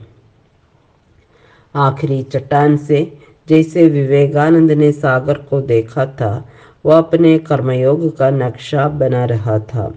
नक्शा सबका अपना था। मैं बीमारी में भी सिर्फ लखन की कार पर बैठकर उस पहाड़ी तक हो जाता था जहां कच्चा लोहा निकाला जा रहा था। एक गोल घेरा, फिर दूसरी गोल घेरेदार सड़क। मुझे लगा ये कच्चे लोहों की खान नहीं, मेरा घर ही है। उस दिन अकेली थी 80 वर्ष की मेरी दादी। ठला शरीर, चुरियोंदार चेहरा, हाथ पैर। वह कुछ खरीदने या कुछ तलाशने घर से निकली थी। पतली 10 फुट की सड़क थी। कुछ दुकानें अभी खुली थी। वो एक मकान बिका था गली का। उसका मलबा उठाने ट्रक आ जा रहा था। ट्रक से किसी चक्कर में दादी ने दोनों हथेलियां फैलाई थी। वह रोशनी को रोक रही थी शायद, पर वह रोशनी सुबह की नहीं थी। दादी की आखिरी लड़ाई थी। ट्रक ठीक दादी के पेट को चीर गया था। दोनों टांगों के बीच बस खून से सना ट्रक का पहिया था। फिर एक दिन वह घर भी बंद हुआ था और आज टल गया है। दादी का टहा हुआ घर था और ट्रक के नीचे दबी हुई उनकी लाश थी। मैंने सोचना छोड़ दिया था। लगा मैं वर्तमान से भाग रहा हूँ। शायद बीमार आदमी अतीत जीवी हो जाता है। यह है बेवजह बीमार। लक्ष्मी नए सूट में मेरे सामने खड़ी थी। डॉक्टर जॉन की फ्रेंच कट दाढ़ी, कान के पास इक्के दुक्के सफ़ेद बाल जिन्हें वह लक्ष्मी को देखकर तरतीब से संवार रहे थे। लक्ष्मी ने उनके बचे हुए बालों को फिर बेतरतीब कर दिया था। पर डॉक्टर जॉन मरीज को देखने लगे। लक्ष्मी समझ गई डॉक्टर गंभीर है। वैसे वह अक्सर डॉक्टर को कार्निवाल के अवसर पर खूब नचाती थी। वो बताते भी थे जर्मनी में वह कैबरे डांस में रोज शामिल होते। फ्रांस में वह इसी वजह से बसाए गए थे। वह तो लक्ष्मी और बाक, मालती और ठिंडा ने वाकई उसे उठाकर कार में डाल दिया था। डॉक्टर जॉन का सब अब गोवा में अपना क्लिनिक है। डॉक्टर ने मुझे उठाया, रीढ़ की हड्डी को कुछ ठकठकाया, फिर मुझे कहा चलो। चलना ही चाहता हूँ पर मैंने देखा लक्ष्मी हंस रही हैं। चलो, डॉक्टर ने मुझे सिखाया। पूरा तलवा फर्श पर रखो, घुटने की हड्डी पर ठकाकर। फिर डॉक्टर ने मुझे कुर्सी पर बैठा दिया। कुर्सी पर बैठते ही मैंने टीवी चलाने के लिए रिमोट कंट्रोल से खेलना शुरू कर दिया। कहीं कोई चैनल पूरा में शायद ही देखता। लक्ष्मी ने कहा डॉक्टर जर्मनी से इस बार आप क्या लाए? बालन की दीवार तोड़ी जा रही थी, उसकी बोली जा रही थी। मैंने एक टुकड़ा खरीद लिया। क्या आज़ादी खरीदी जा सकती है? मैंने पूछा।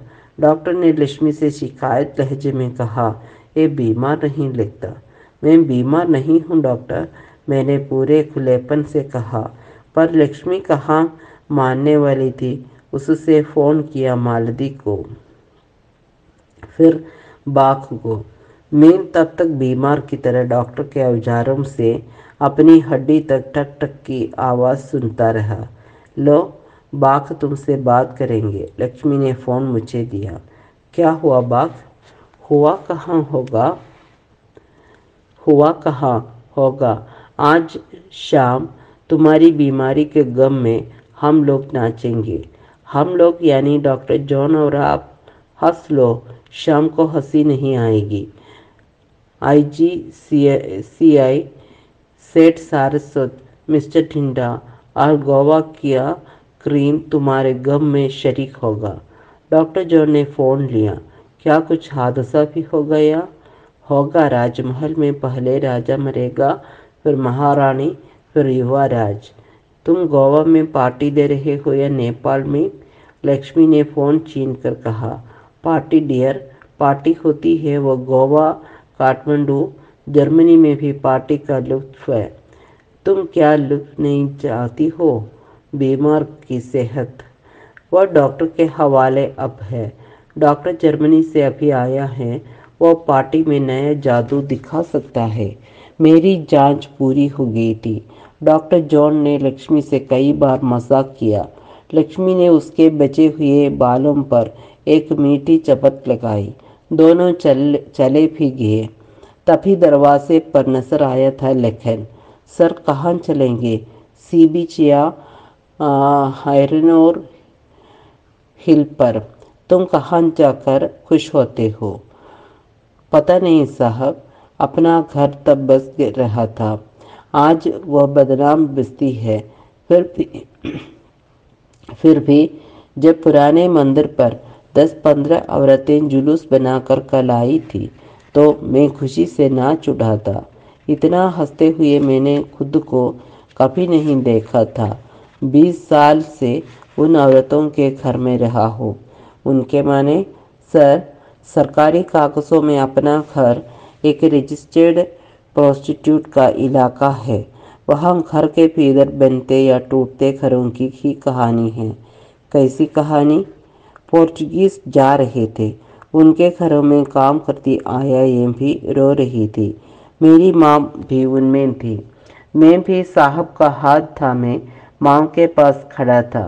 तब गोवा गुलाम था और मेरी माँ के कहने पर साहब ने कच्चा लोहा के जंगल पहाड़ के पट्टे पटेल को लिख दिए थे। पटेल साहब को दूध देता था। पटेल ने ही द्वीप के चौराहे पर 1-2 घर बनाए थे और उन घरों में गोवा के मालिकों की रखेल, आया और वेश्या, आप जो चाहे कहे, उनका अपना घर बस्ती बनी थी। उन्हीं घरों में एक घर में मेरी माँ का घर है। उस दिन नई आज़ाद सरकार ने सर्वे के बाद पूछा था, आपका धर्म? किसी ने हिंदू कहा था, किसी ने क्रिश्चियन। तभी ये मंदिर बना था, अपना घर, बस्ती का पहला मंदिर। माँ उस मंदिर में रोज जाती थी। शाम को जेवियर स्कूल में नौकरी मिली थी। वहीं से पढ़े हैं साहब फ्रा और लवी बेटी। वह हंसा था।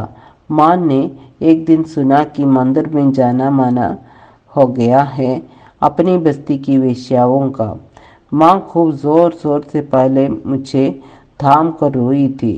फिर उसने 10 घरों की औरतों को समझाया था, यह हमारा देवता है। देवता को बचाने के लिए 10 घरों की 20 औरतों ने डिमोलिंग की नगरपालिका के सामने प्रदर्शन किया। सामने था पार्क। मैं वहीं खेल रहा था। साहब ने सारी बात सुनी। हाँ सुनी तो, पर पुलिस ने दूसरे दिन जब औरतें मंदिर जा रही थी तो डंडे बरसाए। माँ कब चुप बैठने वाली थी, उसने वही मंदिर की सीढ़ी पर बैठकर सत्याग्रह कर दिया। पुलिस ने उसे उठाकर आधी बिनी सड़क पर फेंक दिया। सड़क पर सेठ पटेल का होटल बन रहा था। लाल बजरी की तरह होती है ईंटें। उसे साफ करके दीवार बना रहे थे मजदूर। माँ को जब फेंका था वो चीख रही थी, अपना घर अपना है। मैं जब रोज की दिहाड़ी पर काम करके लौटा था, माँ वहीं खून से सनी हुई पड़ी थी। मैंने बाग साहब को कहा। बाग साहब ने रिंडा साहब से कहा, पर माँ अस्पताल जाते ही गुजर गई। मैंने गौर से लखन को देखा। गोल चेहरा, थसी हुई आंखें। कार वहीं पहाड़ी पर खड़ी थी। वहाँ नीचे थी अपने घर की थी बस्ती और डिमोलिंग की बस्ती। लाल खपरेल की छत चमक रही थी। उन पर घने पेड़ थे। बस्ती के पास एक सड़क मोड़कर स्टेशन की ओर जा रही थी। मैंने फिर याद किया, स्टेशन पर आई थी डोली और लक्ष्मी, और उस दिन मैं स्टेशन पर पहाड़ी की कटी जगह को देख रहा था। क्या ये अपना घर बनाना है? क्या यही अपना घर बनाना है? लक्ष्मी ने कहा था। लक्ष्मी मुझे बड़े हॉल में बैठा कर चली गई थी। यहाँ दीवार पर कागज चढ़ा था। मैं उसे ही छू कर देख रहा था। कितनी चमक है इन कागज़ों में। हॉल वाकई बड़ा था। एक हिस्सा खाली था, दूसरा मेज़ कुर्सियों से सजा था। मुझे लगा टॉल्स्टॉय होते तो 100 पेज रेंग जाते और एक एक हिस्से को हमारे दिल दिमाग में बसा देते। पर यहाँ मैं हूँ जो दीवार और खाली हॉल के बीच गुनगुना रहा हूँ, जो मेरी आंखें रचना होती। यह है जूनियर बाख। लक्ष्मी ने मुझे चौंका दिया। मैंने देखा बाख की आंखें और चेहरे का एक युवक मुझे देख ज़रूर रहा है, पर उसकी आंखें कहीं और है। तो आप लक्ष्मी का दिल हैं और बाख का दिमाग। मैं हूँ डॉक्टर बाख। इंग्लैंड की जिस बस्ती में रहता था वहाँ Bangladesh, Iran, Malaysia, Indonesia, Bharat और पाकिस्तान सभी देशों के निवासियों को एशियाई बुलाते हैं। आप ही मुझे मम्मी का दिल और पापा का दिमाग कहीं से देख सकते हैं। रहूँगा मैं सिर्फ डॉक्टर बाख। लक्ष्मी ने खुशी से उसे चूमकर कहा, यही है हमारा घर। तुम्हारा, मैं कहते हुए रुक गया। लोग बाग आते जा रहे थे, सजे संवरे ताजा नजर आ रहे थे। मैं उस माहौल में कभी शेक्सपियर के हैमलेट की ट्रेजेडी को खुद में देखता, कभी लगता मैं ही दोस्तोवस्की के उपन्यास का इडियट हूँ। मैं हूँ डॉक्टर नूतन। चुलबुली आंखों से वह मुझे देख रही थी और बता रही थी डॉक्टर जूनियर बाख को। बाख ने आकर मेरी परेशानी दूर कर दी। ये मेरा बेटा है। मैं यहाँ नई आई हूँ हॉस्पिटल गोवा में। डॉक्टर नूतन ने खुद अपना परिचय दिया। मुझे एक और ले जाकर कहा, प्रतिभा ने तुम्हें याद किया है। मैं कुछ देर खामोश रहा, पर न लक्ष्मी मुझे खामोश देखना चाहती थी न बाख। फिर मालती बहन ने आकर शिकायत की, ये लक्ष्मी अपनी है और मैं बेगानी। फिर खूब हंसी। लक्ष्मी सबको ड्रिंक देकर आई थी मेरे पास। मैं पास से उसे देखता रहा। उसने पूछा, क्या लोगे? जो तुम लोगी। तभी आए जीजा साहब। लंबा कद, भौहें घनी, चेहरे पर खिंचाव, पर स्वर में अपनापन।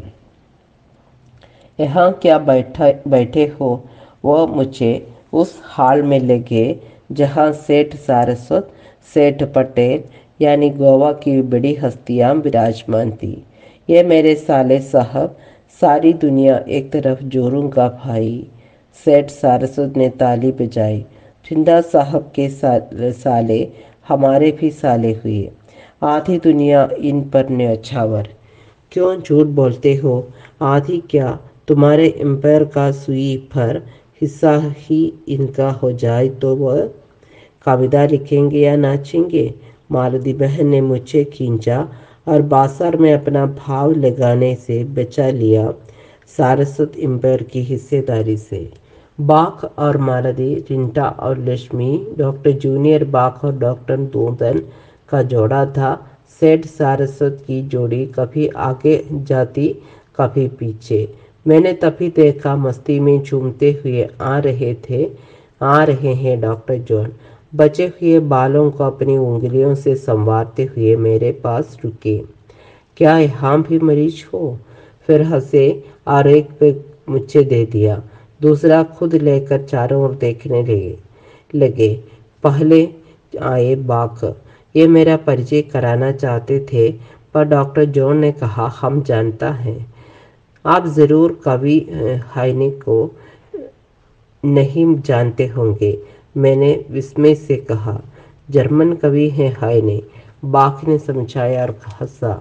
डॉक्टर जॉन जर्मनी में मस्ती करने गया था। तुम हमें बर्तोल्ट ब्रेख्त के नाटक का पात्र क्यों बनाने पर आमादा हो? ये वह न्यारा प्यारा चाक के घेरे का अनोखा पात्र है ज़रूर। डॉक्टर जॉन ने कहा, न हाइने न ब्रेख्त हमें चाहिए। हमें लक्ष्मी के साथ डांस का लुत्फ उठाना है। वह लक्ष्मी के साथ नाचते हुए कभी मुझे देखते, कभी बाघ को। मैं फिर अकेला पड़ गया। तभी आई डॉक्टर नूतन। क्या बैठे ही रहोगे? मैं उठ गया। कुछ दो डग आगे, दो डग पीछे डालते हुए उसके साथ नाचता रहा। वो मेरे कंधे पर हाथ रखकर बताती रही, बहू अभी भी बिस्तर पर पड़ी है, दो नर्सें दिखती हैं, डॉक्टर वक्त पर आते हैं। हाँ, रचना दीदी अपने खंडहर घर के लिए परेशान है। खंडहर घर बहू का है ना, है नहीं था। रचना ने तब प्रेम विवाह किया था जगपति से। आज भी फ्लैट या जमीन की दलाली उसका बड़ा काम है। उसके प्रभाव में आकर बहू ने ये जायदाद उनके नाम कर दी थी। तलाक लेने के बाद वह अब इस खंडहर को भी बेच रहा है। बहू के साथ साथ आखिर खंडहर भी मिट जाएगा। बिक जाना ही इसका ठीक होता। तो मोह है रचना दीदी के मन में। डॉक्टर जॉन का नाच का एक दौर खत्म हुआ। उसने नूतन से पूछा, चलो। तभी गिटार बजाता हुआ आया एक युवक। उसके संगीत में या स्वभाव में कुछ ऐसा था कि नूतन ने उसे रोका। आप, मैं इंसान हूँ, यानी बाकी लोग जानवर हैं, डॉक्टर जॉन ने टोका। वह अपनी बातें जाने या उनसे अनजान रहे। मैं इति हूँ, गाता हूँ, रात ड्रिंक करता हूँ, वक्त पर काम करता हूँ और इंसान की तरह जीता हूँ इंडोनेशिया में। तभी आई इला रचना। उसने सारे समय एक पेंटिंग बनाई थी। वो जेन्युइन कलाकार या पागल समझकर पति इति को उसे दिखाना चाहती थी। उसने देखा भी।